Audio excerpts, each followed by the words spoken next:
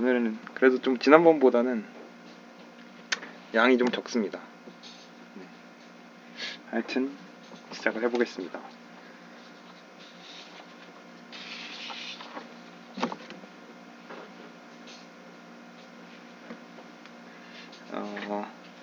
그래서 일단 복습을 먼저 좀 살짝 해볼게요. S가 실수의 부분집합이고 A가 이제 실수고 알파도 실수예요. 잠시만요. 핸드폰 밝기를 약간 좀 더 키우고.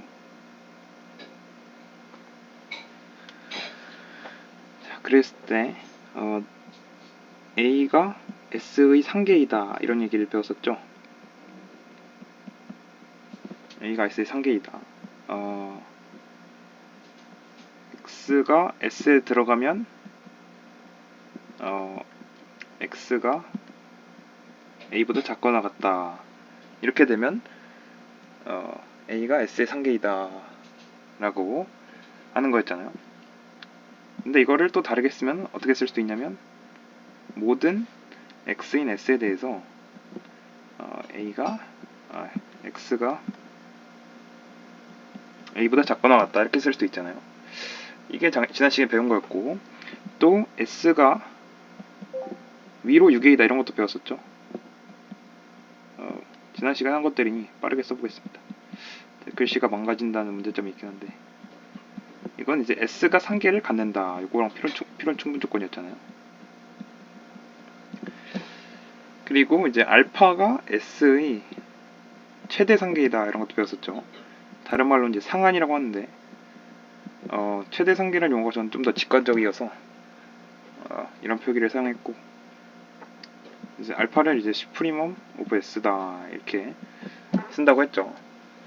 그래서 이거의 이제 필요충분 조건이 첫 번째가 이제 알파가 S의 상계가 돼야 되고, 일단은 아주 최대 상계란 말에 아주 잘 들어있죠. 상계이기도 하면서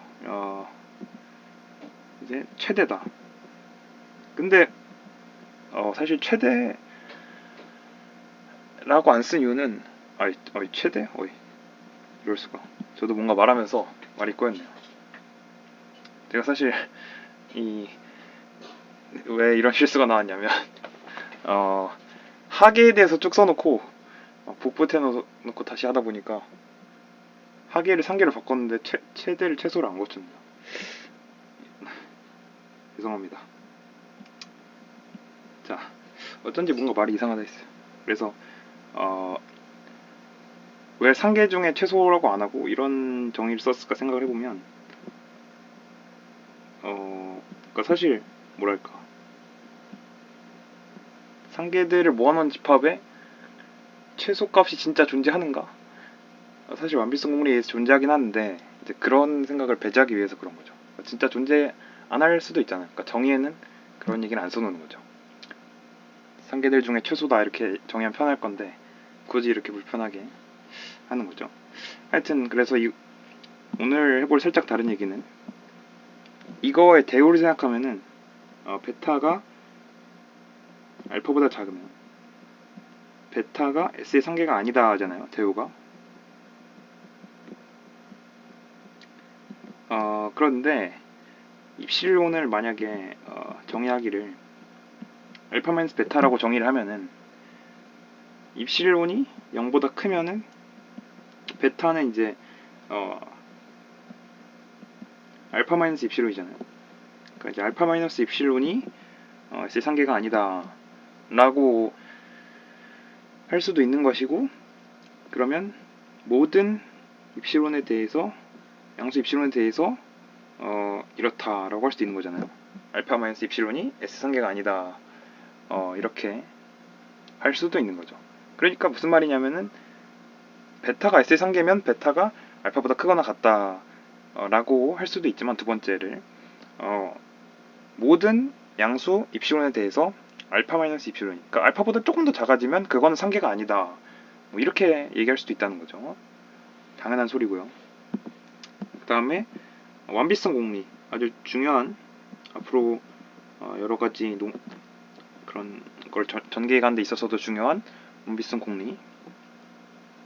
S가 이제 실수 전체 집합의 부분 집합이고 S가 이제 공집합이 아니라고 했을 때, 그리고 S가 위로 6개라고 했을 때 S는 최소 상계를 갖는다. 요게 이제 연비성 공리였죠. 그래서 뭐 유리수 전체 집합에서는 이게 성립을 안 한다 이런 얘기도 했었고요. 그러면 오늘은 요 얘기를 뒤집어서 하계를 해봅시다. 이제 하계는 이제 다 부등호만 뒤집으면 되겠죠. 약간 지루할 수도 있는데 그렇다고 이제 하계 정의를 안 할 수는 없기 때문에 하계도 빠르게 얘기를 해보겠습니다. 역시 S가 실수 전체 집합의 부분 집합이고 A가 실수고요. 알파도 실수고요. 그랬을 때 A가 S의 하계이다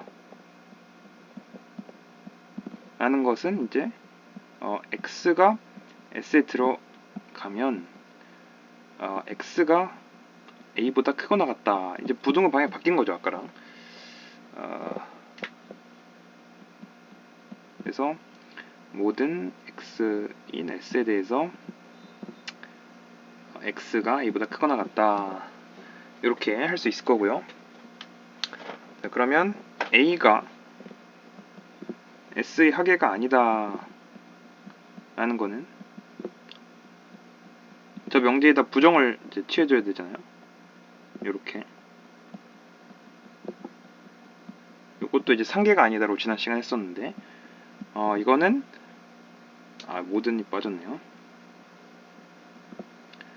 요거는 이제 모든은 이제 어떤으로 바꿔주고 그 다음에 이제 부등의 방향을 바꿔주면 되는 거였죠. 그래서 A가 S의 한계가 아니다라는 거는 어떤 X가 존재해서 A보다 작은 X가 존재하면 되는 거죠. S에 들어가면서요. 그 다음에 이제 S가 아래로 유기이다. 이거는 S가 하계를 갖는다랑 필요충분 조건이겠죠. 그 다음에 알파가 S의 최대 하계이다. 빨리 쓰려니까 이제 아주 글씨가 망가지네요. 이럴 때는 이제 알파를 약간 이제 슈프림엄 이렇게 SUP 이렇게 썼잖아요. 이번에는 INF 이렇게 써서 인피멈 오브 S다 이렇게 씁니다. 그래서 이것도 역시 필요충분 조건이 첫 번째 알파가 S의 하계여야 돼요. 우선. 그리고 두 번째는 베타가 S의 하계면은 베타가 이제 알파보다 작거나 같다. 이렇게 정말 최대 하계다 이런 소리죠. 그래서 이제 완비성 공리를 또 다르게는 어떻게 얘기할 수 있냐면 우리가 위로 6개와 최소 상계에 대해서 얘기를 했었는데 이번에는 아래로 6개와 최대 하계에 대해서 얘기를 하는 거죠. 그래서 S가 실수 전체 집합이 부분 집합이고 S가 공집합이 아니고 S가 이제 아래로 6개일 때 S는 최대 하계를 갖는다.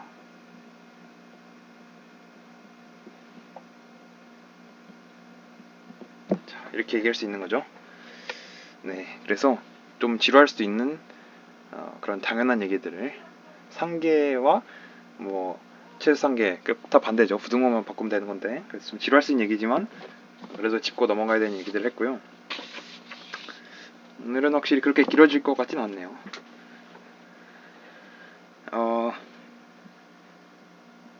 그리고 이제 좀 다른 얘기를 해보면 A가 실수 전체 집합의 부분 집합이고 B가 실수 전체 집합의 부분 집합일 때 그랬을 때 A 더하기 B를 어떻게 정의할 거냐면 아주 직관적으로 정의할 거예요. A 더하기 B들을 모아놓은 건데 A는 A에 들어가고 B는 B에 들어가고 아주 직관적인 정의죠. 그랬을 때 만약에 A와 B가 둘 다 최대값이 존재하는 그런 집합이라고 생각을 해봅시다. 그러면은 이거랑 이거에 대소 비교를 한다면 어떻게 될까요? 뭐 어떻게 될까요? 너무 쉬운 얘기죠.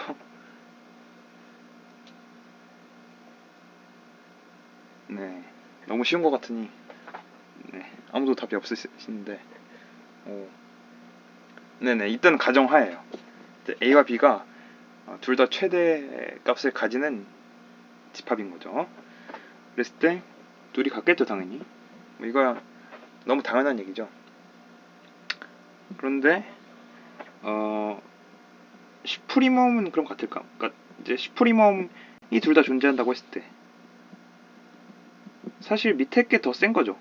그러니까 어떤 집합이 최대값이 존재는 안 하는데 최대 최소 상계는 존재할 수 있잖아요. 그러니까 밑에 등식이 더 센 거예요, 사실은. 자, 그랬을 때 이게 진짜 같은지 한번 보겠습니다. 자, 그래서 어떤 테크닉을 쓸 거냐면 얘를 이제 알파로 두고 얘를 베타로 두면은 좌변이 뜻하는 거는 A 더하기 B의 최소 상계다 이런 얘기고, 우변은 그냥 알파 더하기 베타잖아요. 그러니까 뭘 보이면 되겠어요? 알파 더하기 베타는 어떤 수가 얘가 A 더하기 B의 최소 상계임을 보이자, 이렇게 하면 된다는 거죠. 이게 마치 뭐랑 비슷하냐면 잠깐 좀 딴소리를 하자면 이제 고등학교 수원에서 이런 거를 증명을 하거든요. 제가 이 증명이 참 인상 깊었었는데, 이거를 이제 어떻게 증명하냐면 얘를 알파라고 두고 얘를 베타라고 두고 증명해요. 그래서 이 식의 의미를 생각해보면, 이제 로그의 정의를 생각해보면은 이걸 보이면 되는 거잖아요.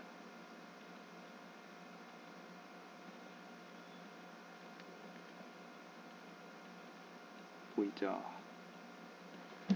그래서 로그 R의 A는 알파니까 A가 R의 알파 제곱이고, 로그 R의 B가 베타니까 B가 R의 베타 제곱이잖아요. 그래서 이제 A, B는 R의 알파 곱하기 R의 베타니까 지수법칙에 의해서 R의 알파 더하기 베타 제곱이다, 이렇게 증명을 하죠. 그러니까 이제 그러니까 로그를 이제 지수로 바꿔놔서 지수법칙을 통해서 로그의 법칙을 증명하는 거죠. 지수법칙을 이제 증명했다는 가정하 이걸 보이는 거죠. 그래서 이런 증명을 우리가 고등학교 때 이런 증명을 하게 되는데, 그 증명과 어떻게 보면 좀 아이디어가 비슷한 면이 있습니다. 네, 그래서 다시 본론으로 돌아와서 알파 더하기 베타가 A 더하기 B의 최소 상계임을 보일 텐데, 우리가 항상 정의를 생각해야죠. 일단 알파 더하기 베타가 먼저 상계임을 보여야 돼요. 근데 이 상계인 거는 굉장히 쉬운 얘기죠. 왜냐면 이제 모든 A인 A에 대해서 A가 알파보다 작거나 같겠죠. 알파는 라지 A의 최소 상계잖아요. 그러니까 알파가 라지 A의 상계잖아요. 그렇기 때문에 이게 당연히 성립할 때고, 그 다음에 모든 B인 B에 대해서 B가 이제 베타보다 작거나 같겠죠. 왜냐면 베타가 B란 집합의 상계이기 때문에. 그러면 모든 A인 A와 모든 B인 B에 대해서 A 더하기 B가 알파 더하기 베타보다 작거나 같겠죠. 그러니까 이제 알파 더하기 베타가 A 더하기 B의 상계인 거는 굉장히 자명한 얘기인 거죠. 그럼 이제 두 번째로 해야 될 거는 만약에 감마가 A 더하기 B의 상계라고 했을 때 감마가 알파 더하기 베타보다는 크거나 같다, 이렇게 돼요. 상계 중에 제일 작구나, 알파 더하기 베타가. 그래서 최소 상계인 걸 볼 수 있는 거죠. 그런데 이걸 아까 우리가 얘기했다시피 어떻게 바꿔볼 수 있었냐면은 모든 양수 입실론에 대해서 알파 더하기 베타 마이너스 입실론 2 a 더하기 b의 상계이다. 이거랑 이제 동치인 거를 아까 보였었죠. 사실 당연한 소리죠. 알파 더하기 베타보다 좀만 작아지면은 상계가 안 된다. 이걸 보여도 되는 거잖아요. 근데 이제 이런 걸 좀 더 수학적인 표현으로 쓰면, 집합론적인 표현으로 쓰면은 어떤 x인 a 더하기 b가 존재해서 서치된 x가 알파 더하기 베타 마이너스 입실론 보다 큰 그런 x가 존재한다라는 거죠. 상계가 아니라는 걸 이제 수학적으로는 수학적인 기호들을 사용해서 쓰면은 이렇게 쓸 수 있는 거죠. 그러면 이거를 이제 어떤 그러니까 라지 A에 들어가는 A와 라지 B에 들어가는 B에 대해서 A 더하기 B가 알파 더하기 베타 마이너스 입실론보다 큰 그런 A와 B를 찾아내면 되는 거잖아요. 그런데 알파 더하기 베타 마이너스 입실론은 알파 마이너스 2분의 입실론 더하기 베타 마이너스 2분의 입실론 이렇게 쓸 수 있는데, 그러면 알파가 집합 A의 최소 상계이기 때문에 알파 마이너스 2분의 입실론은 상계가 아니겠죠. 그러면 그거보다 큰 A가 존재하겠죠. 마찬가지로 베타가 B란 집합의 최소 상계이기 때문에 베타 마이너스 2분의 입실론은 베타보다 작잖아요. 그러니까 이제 상계가 안 될 테니까 그보다 큰 B가 있겠죠. 자, 그래서 증명은 이제 직관적인 이해는 이렇게 가져가는 거고, 증명은 결국 모든 입실론에 대해서 보이는 거잖아요. 모든 입실론에 대해서 무언가를 보이는 문제는 입실론이 좀 주어졌다 이렇게 시작하는 것이 일반적입니다. 증명을 시작할 때 입실론이 이제 주어졌다고 하는 거죠. 양수 입실론이. 그래야 이제 모든 입실론에 대해서 증명을 할 수가 있는 거죠. 그래서 알파가 슈프리멈 오브 A이기 때문에 어떤 A인 A가 존재해서 A가 알파 마이너스 2분의 입실론보다 크도록 하는 그런 A가 존재하겠죠.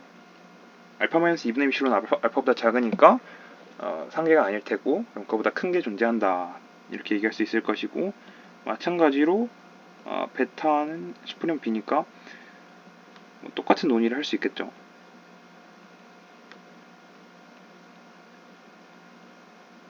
그래서 그러므로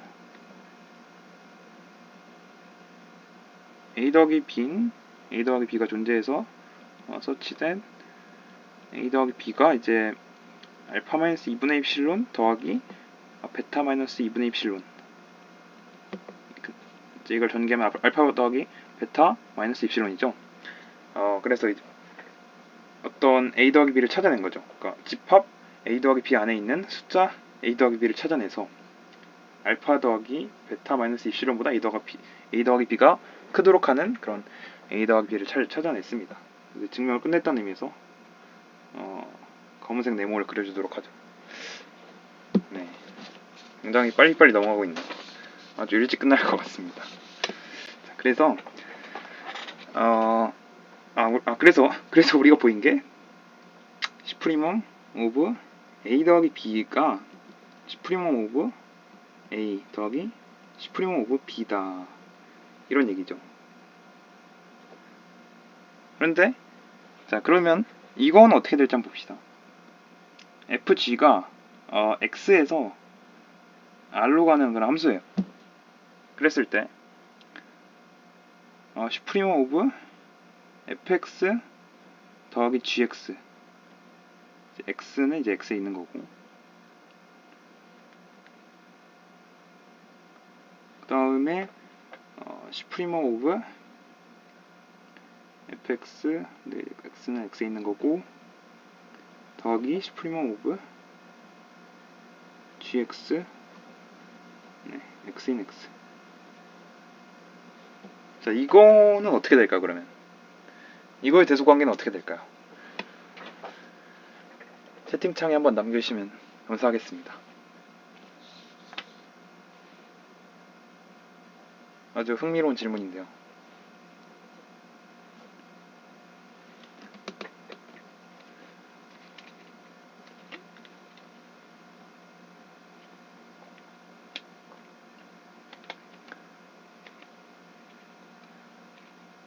오른쪽이 더 크거나 같다라는 얘기를 해주셨는데 네, 아주 좋은 의견 감사하고요. 네, 사실 저는 처음 봤을 때 이 같은 줄 알았어요, 둘이. 제 부족함을 고백하자면 처음 보고 뭐야 똑같은 거 아니야? 라고 생각을 했다가 아니란 걸 깨달았는데 어떤 발레를 들 수 있을까요? 이제 네, 발레를 채팅으로 치긴 좀 곤란한 것 같으니 제가 얘기를 하자면 예를 들어서 fx가 이제 01, 01 이제 01을 왔다 갔다 하는 함수고 이제 gx가 또 0일 왔다 갔다 하는 함수인데 fx가 0일 땐 gx가 1이고 fx가 1일 땐 gx가 0이고 이러면 항상 합은 1일 거 아니에요. 그럼 이제 답변은 이제 1이 되는 거고. 근데 이제 여긴 당연히 1이겠죠. 0일 왔다 갔다 하니까 여긴 1이겠죠. 이렇게 다른 케이스를 잡을 수 있겠죠. 네, 1-1 적어주셨는데 맞습니다. 네. 그래서 이렇게 하면 다른데 어떻게 하면 같냐면 약간 좀 장난질처럼 보일 수도 있지만 만약에 이렇게 하면 같겠죠. 아까랑 똑같은 논리가 됐는데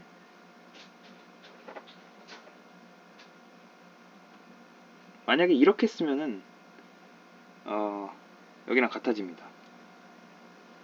이렇게 쓰면은 요 거랑 이제 같아지는 거죠, 둘이. 변수를 달리 쓰면은 두 개가 같겠죠. 네, 그래서 위에 게 이제 다르다 요 부등식 있잖아요. 요 부등식은 네, 연습 문제로 요 부등식을 잘 증명해 보시기 바랍니다.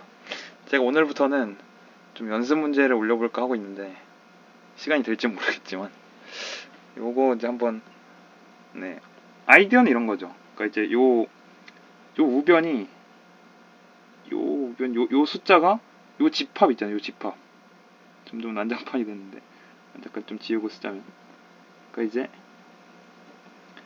요 숫자가 요 집합의 상계인 걸 보이면 돼요. 그럼 좌변은 지금 그 집합의 최소 상계잖아요. 그러니까 우변의 상계면은 최소 상계보다는 크거나 같겠죠. 네, 숙제가 재밌겠다고 해주셨는데 감사합니다. 내가 시간이 되면은 한번 열심히 이 파일 만들어가지고 시간이 될지 모르겠네요. 한번 네. 하여튼 그래서 네, 이런 건 좀 조심해야 된다 그런 얘기였고요.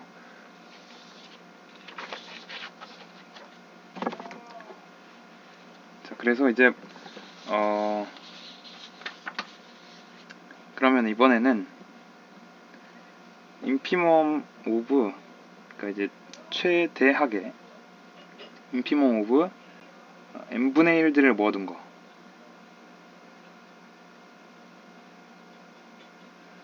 자, 이게 이제 0이겠죠. 0인 거를 어떻게 보이겠어요?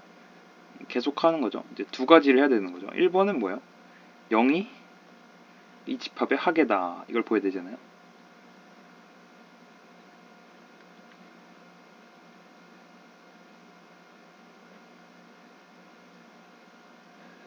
그쵸? 0이 먼저 합계다. 이걸 보여야 되는 건데 그럼 이제 모든 n인 n에 대해서 n분의 1이 0보다 크거나 같다. 너무 자명하죠. 아주 트리비얼하네요. 그 다음에 두 번째 이제 베타가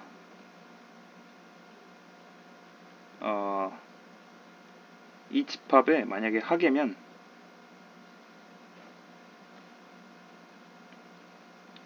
베타는 0보다 작거나 같다. 네, 직업도로 계속 이 두 가지가 나오고 있는데 네. 그러면 우리가 아까처럼 그런 얘기를 할 수 있어요. 이렇게 할 수도 있지만 아까 얘기했던 것처럼 아까 이제 상계에 대해서 얘기했긴 했는데 아까 상계에 대해서 얘기할 때는 어떤 알파가 최소 상계면 알파 마이너스 입실론 알파보다 조금 더 작은 수는 상계가 안 된다를 보여도 마찬가지였잖아요. 여기서는 뭘 보이면 되겠어요? 어떤 베타 그러니까 어떤 0보다 조금 더 큰 수는 하계가 안 된다를 보이면 될 거 아니에요. 그러니까 어떻게 하면 되냐면 모든 양수 입실론에 대해서 어떤 n인 n이 존재해서 such that n분의 1이 0 더하기 입실론 0보다 조금 더 큰 거 보다 작도록 하는 이제 이건 그냥 입실론이겠죠. 이거는 우리가 저번 시간 했던 아르키메데스 원리로부터 유도가 가능하죠. 네, 아르키메데스 원리로부터 유도가 가능하기 때문에 참이죠. 그래서 이제 그림을 그려보면 이제 0하고 입실론이 있어요. 이렇게. 그러면 n분의 1들이 뭐 여기서 이제 뭐 1분의 1 뭐 대충 간격은 안 맞도록 대충 그려보자면 뭐 2분의 1 이런 식으로 가다가 3분의 1 뭐 이런 식으로 가다가 쭉 이렇게 가다가 어느 딱 여기 와가지고 이렇게 들어온다는 거 아니에요. 어떤 뭐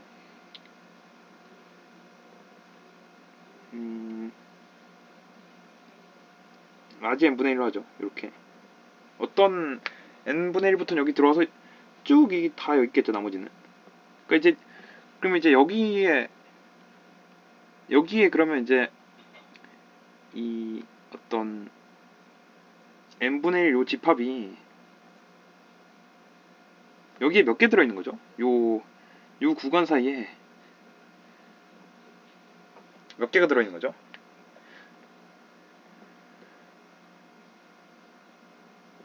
요것도 한번 답을 해주시면 감사하겠습니다. 제가 너무 혼자 떠들면 약간 뭔가 좀 그래서 이 구간 사이에 몇 개가 들어오는 걸까요?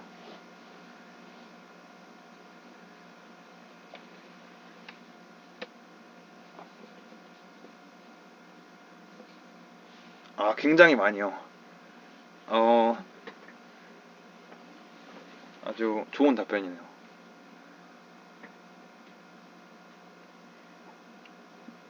네, 하여튼 그래서 여기에 뭐 무한계가 들어온다고 답을 할 수도 있죠. 근데 이건 약간 좀 아쉽습니다. 예를 들어서 만약에 사탕이 3개 놓여있는데 몇 개냐고 물어봤는데 유한계라고 하면 좀 그렇잖아요. 그래서 조금 더 정확히 하자면 유한계를 제외하고는 전부 다 있는 거죠.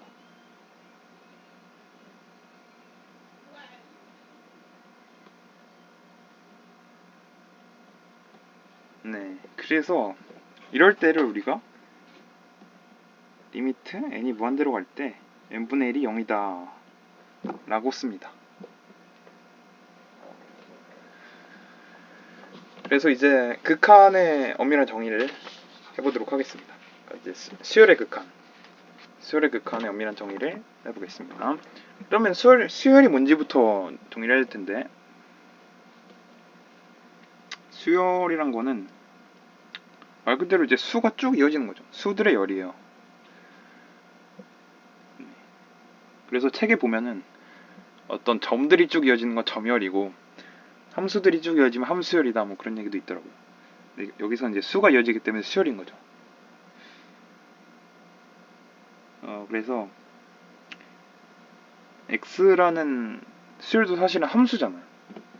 자연수 전체 집합에서 실수 전체 집합으로 가는 함수죠. 근데 원래 같으면 뭐 함수니까 x의 n 뭐 이런 식으로 표기를 썼을 텐데 수열은 좀 독특하게 이런 표기를 씁니다. 책에서는 이렇게 써요. 수열을. 사실 고등학교 때는 뭐 이렇게 썼던 것 같아요. 제 기억에는. 근데 이런 기호가 좀 집합이랑 겹쳐서 불만이었는지 예를 들어서 뭐 수열이 111 쭉 가면은 집합으로 생각하면 1 하나밖에 없잖아요. 여기 막 수열은 이제 11 쭉 나가고 있는데 이런 게 좀 불만이었는지 이렇게 쓰더라고요. 네. 그래서 수열이 이렇게 있고요. 그 다음에 이제 어떤 실수가 있다고 했을 때 수열 xn이 x로 수렴한다. 이것도 사실 문법을 잘 봐야 됩니다. 어떤 수열이 어떤 숫자로 수렴한다는 거예요. 사실 나중에는 그러니까 이번 시간에는 안 다룰 텐데 그냥 어떤 수열이 수렴한다 또 있습니다. 살짝 다른 얘기예요. 그러니까 사실 뭐가 다르냐 싶긴 하지만 좀 문법을 정확히 볼 필요는 있어요. 지금 얘기하는 건 어떤 수열이 어떤 숫자로 수렴한다 이런 얘기입니다. 네, 그래서 아까 했던 좀 n분의 1이 0으로 간다 그런 논의를 그런 직관적인 약간 이해를 돕기 위한 예시를 한 거였는데 그걸 이제 정확히 좀 일반적으로 써내면은 모든 양수 입실론에 대해서 어떤 이제 n이 존재해서 이제 n 넘어가면은 전부 다 요 사이에 있다는 거죠. 요렇게 쓸 수 있는 거죠. 그러니까 사실은 이 말을 어떻게도 바꿔 쓸 수 있냐면 이제 마이너스 입실론보다 크고 x가 절대값이니까 절대값 풀면 이렇게 되고 그러면 네, x를 넘기면 x 마이너스 입실론 xn 이렇게 되잖아요. 그러니까 xn이 요 구간에 들어간다는 거죠. x 마이너스 입실론 x 플러스 입실론 요 구간에 들어간다 라는 거죠. 그러니까 어떤 이제 이걸 이제 좀 직관적으로 이해를 해보면 이렇게 직선이 있을 때 x가 있고 이렇게 구간을 잡으면 어떤 반경이 입실론이라고 해야 될까요? 그런 구간을 잡으면 어떤 n에 대해서 그 n 넘어가서는 전부 다 여기 있다는 거죠. 그러니까 무슨 말이냐면 이제 여기에 유한계를 제외하고는 전부 다 여기 들어가 있다는 거예요. 이 수열이.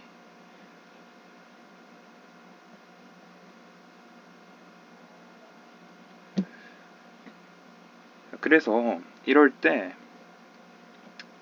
리미트 n이 무한대로 갈 때 xn은 x다 이렇게 쓰는 거예요.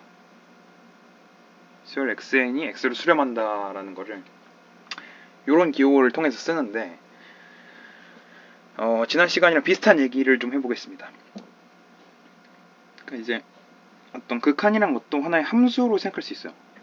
사실 정말 많은 수학의 개념들이 좀 함수처럼 생각을 할 수 있는데 이것도 우리가 함수처럼 생각을 해볼 수 있는 거예요. 그래서 어떤 이 수렴하는 수열들의 집합을 뭐 이렇게 써봅시다. 대충 뭐 이렇게 써보고 수렴하는 수열들의 집합이에요 이게. 그리고 이제 여기서 이제 실수 전체 집합으로 가는 거죠. 그러니까 극한이란 걸 이런 함수로 이해할 수도 있는 거죠. 지난 시간에 우리가 어떤 걸 이렇게 함수로서 이해했었냐면 슈프리멈을 이렇게 함수로서 이해했었죠. 뭐 슈프리멈을 어떤 슈프리멈이 존재하는 그, 위로 6개인 집합들 뭐 S1, S2 그런 집합들의 집합에서 실수 전체 집합으로 가는 그런 함수로 이해를 했었는데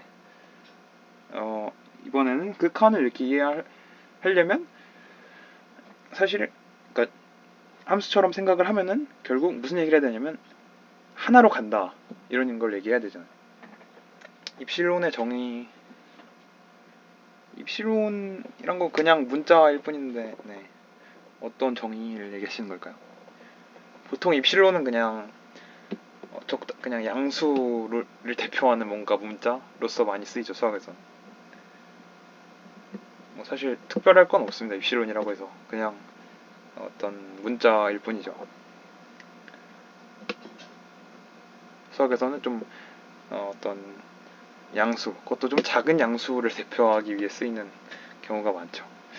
하여튼 그래서 극한도 이렇게 함수처럼 이해할 수 있는데, 함수처럼 생각을 하려면, 이런 표기법을 쓰려면 결국 하나로 가야 되는 거야. 막 극한은 알고 보니까 막 여러 개로 가요. 막 그러면 이런 식의 표기를 못 쓰겠죠.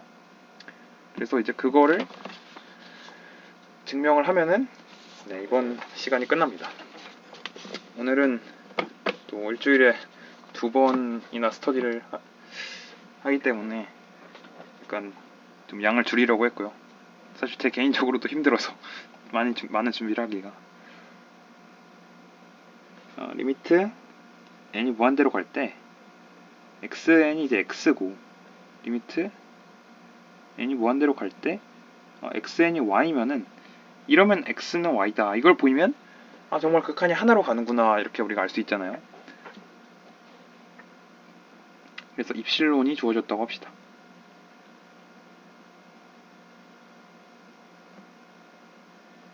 자, 그랬을 때 리미트 n이 무한대로 갈 때 xn이 x기 때문에, 약간 글씨를 조금 더 작게 쓸게요. 쓸 내용이 많아서. 리미트 n이 무한대로 갈 때 xn이 x면은 어떤 n1인 n이 존재해서, 이게 극한의 정의였잖아요. 수렴한다, 이런 걸 정의였기 때문에 n이 n1보다 크거나 같으면 xn-x가 2분의 입실론보다 작도록 하는 그런 n1이 존재하겠죠. 수렴한다는 그런 정의를 쓴 겁니다. 그 다음에 마찬가지로 살짝 적기가 귀찮은데, 이게 이제 y니까 그러면 어떤 n2가 존재하겠죠.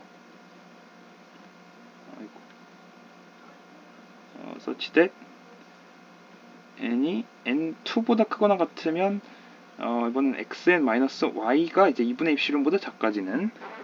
그래서 왜 n1, n2 이런 표기법을 썼냐면, n은 이제 등장하거든요. n은 둘 중에 더 큰 걸로 잡을 거예요. 둘 중에 더 큰 거라는 표기법을 이렇게 쓰겠습니다. 뭐 n1, n2를 모아놓은 집합의 최대값이라고 생각하셔도 되고. 자, 그래서 그러면 이제 n이 n1, n2 중에 더 큰 거잖아요. 그러니까 이제 n은 당연히 n1보다 크거나 같겠죠.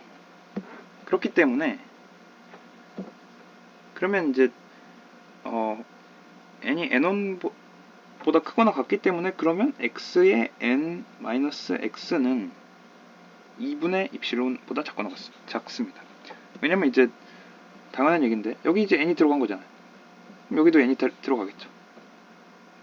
마찬가지로 이제 여기 n이 들어가고 또 여기 n이 들어가겠죠.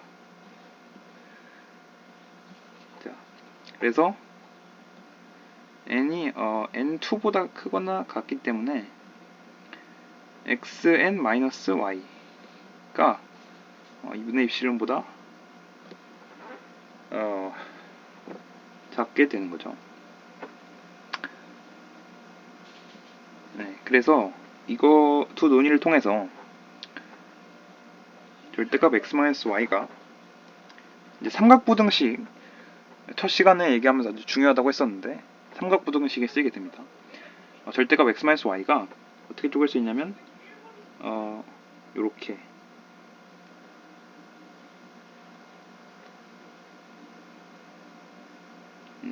이렇게 잡으면 요거랑 요거 더하면 x-y잖아요. 그러니까 이제 삼각부등식이 성립을 하는 거죠. 삼각부등식이 또 기억이 안 나실 수 있기 때문에 잠깐 써보자면, a-b의 절대값 더하기 b-c의 절대값이 a-c의 절대값보다 크거나 같다, 이런 거였잖아요. 그거를 지금 써준 겁니다. 근데 이건 이제 앞선 논의에서 각각 2분의 입실론보다 작죠, 둘 다. 그럼 이제 이게 입실론이 되는 거죠. 그러니까 지금 우리가 보인 건 뭐냐면, 이제 입실론, 그러니까 0보다 큰 입실론이 주어졌다고 하자, 이렇게 시작했잖아요. 그러니까 이렇게 썼다는 거는 모든 입실론에 대해서 성립한다는 거죠. 모든 양수 입실론에 대해서. 그러니까 모든 양수 입실론에 대해서 이제 x-y가 입실론보다 작다 이걸 보인 거죠. 근데 이제 0보다 크거나 같은 거 자명하잖아요. 그래서 이렇게 쓸 수 있는 거예요. 자, 어떤 0보다 크거나 같은 수가 있는데 임의의 양수보다 작아요. 그러면 이게 0이 되는가? 이것도 0이 됩니다. 되는데 증명을 해야죠. 그쵸. 만약에 이렇게 된다면, 그러니까 이제 어떤 0보다 크거나 같은 수가 임의의 양수보다 작을 때 그 수가 0이 된다면 될 것 같죠, 근데. 그럼 이제 x는 y다 이렇게 할 수 있는 거잖아요. 그래서 그걸 증명해 봅시다. 자, a가 0보다 크거나 같아요. 그러니까 이제 이게 조건인 겁니다. 이게 조건이에요. 이게 조건입니다. 어떤 0보다 크거나 같은 수 a가 있고, 근데 임의의 입실론 0보다 큰 입실론에 대해서 이제 a가 입실론보다 작아요. 그러면 a가 0이다 이걸 보이고 싶은 거잖아요.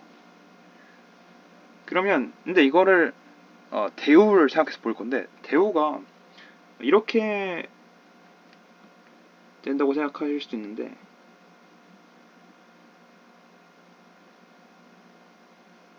such that a가 입실론보다 크거나 같다 이렇게 써도 사실 맞는 말이죠. 근데 지금 우리가 그러니까 주어진 조건이 이제 a가 0보다 크거나 같다로 시작을 했잖아요. 그러니까 그런 상황에서 시작을 한 거예요. 그렇기 때문에 a가 0이다의 부정은 a가 0이 아니다라고 쓸 수도 있지만, a가 0이 아니라는 게 결국 a가 0보다 크다 이렇게, 그러니까 이미 주어진 조건인 거예요. a가 0보다 크거나 같다가 이미 그런 a가 0보다 크거나 같은 세상에서 지금 논의를 전개하는 거기 때문에 a가 0이다의 부정은 a가 0보다 크다라고 쓸 수 있는 거죠. 자, 그러면 a가 0보다 클 때 어떤 입실론을 잡아내야 되는 거죠. 우리가 그 a보다 작거나 같은 그런 이제 양수 입실론을 잡아내야 되는 거잖아요.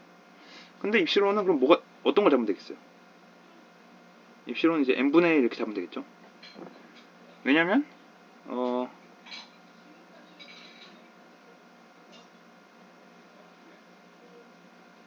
이게 이제 성립을 하잖아요. 그러니까 이제 a가 지금 양수기 때문에 어떤 자연수 n이 존재해서 a가 n분의 1보다 크거나 같도록 하는, 그러니까 a보다 작거나 같은 n분의 1이 존재하죠. 왜냐면 이것도 이제 아까 이게 한번 나왔었던 것 같은데, 아르키미데스 원리로부터 유도해낼 수 있는 성질이잖아요.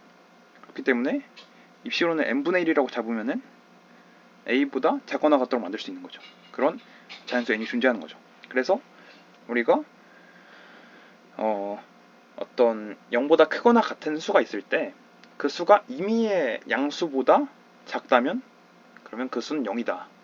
굉장히 성립해야 될 것처럼 보이는 그런, 직관적으로 그렇게 보이죠. 근데 그런 명제를 증명해낸 거고, 사실 그런 명제를 증명한 데 있어서 생각을 해보면 아르키메데스 원리를 쓴 거죠. 아르키메데스 원리로부터 이게 유도가 되는 거죠. 네, 하여튼 그래서 우리가 그걸 증명했기 때문에 결국 이제 위 논의 요 논의가 이제 참이구나 라는 거를 알 수가 있는 거죠. 그래서 x는 y구나. 그러니까 이제 어떤 수열이 하나로만 수렴하는구나. 막 두 개로 수렴하고 이런 경우는 없구나. 그러니까 두 개로 수렴한다고 했을 때 같은 걸 보인 거죠. 그래서 하나로만 수렴하는구나 수열은. 만약에 수렴을 한다면 그런 거를 보이게 되었습니다. 네, 그래서 오늘은 여기까지고요. 오늘은 그래도 어제보다 좀 짧았던 것 같은데 그래도 긴 시간 동안 발표를 들어주셔서 감사하고, 네, 질문 있으시면 해주시면 될 것 같습니다.